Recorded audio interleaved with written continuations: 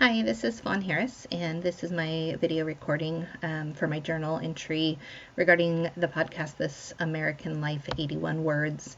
There has been some podcasts and videos and readings that I have had in my educational journey that really seem profound and life-changing, and I feel like this was one of them, just to better understand the whole process of how we got to today.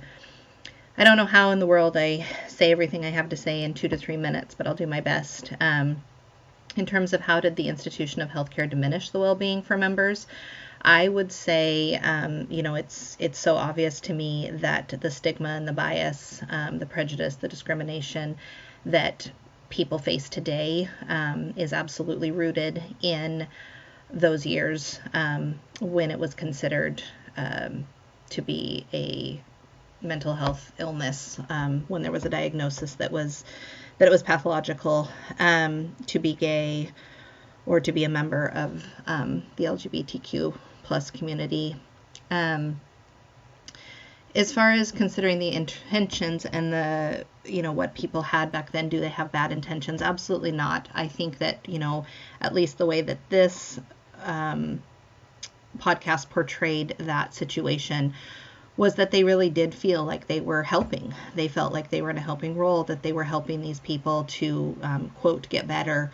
The impact versus intention makes me think a lot about the current state of issues that we have, and how the world of science is always evolving, and how research and science and professionals in the field, they're doing their work at the time, but it's not fact, it's not proved, it's not set in stone. And so how might I apply this to my future practice? I think that we absolutely need to understand that there are long-standing psychological impacts to people in the LGBTQ plus community, that the inability for people in society to accept there's still so much a line in the sand where people think that it is right or wrong. People think that it's, a choice. People think that it's not the act of God, and, all these different things. So I think just really being open to understanding, how important it is, how the discrimination is much, much more detrimental than any other part of this journey for an individual.